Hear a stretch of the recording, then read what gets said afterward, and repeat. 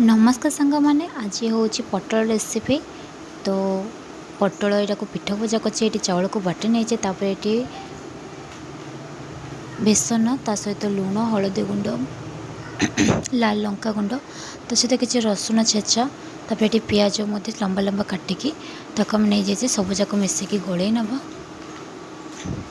ये पटल को काटिकी तीन सरा तापर आपको आम टे सीझे ना सीझला आम पिठ एमती मझे बुड़े बुड़े की टावर आम तेल पकईकी फ्राए करना एमती गोटे गोटे पकेबा ताकि आम पटल गुड़ाक भल भाव सीझीज और पूरा टेस्ट लगे। टे क्रिस्पी करके भाजवा ताकि आमर भीतर जो कंचापण थो सेटा पूरा पूरी सीझीज ये भाव सब जाक गोटे गोटे एमती पकई नब तापर हो सारापर आम ऊपर तेल छिंचदबा तापर ए आम बर्तमान अलटाई नबा।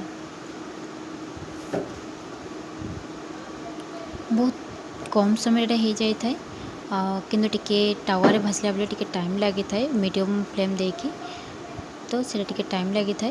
तापर आम रेडी हो गला पटल भजा पिठ भजा तापर आ बाकी गुड़ाक पकईकी बाहर करनबा। भीतर टिके कंचापण रही से मीडियम फ्लेम करके भाजी तापर आपको सर्व कर।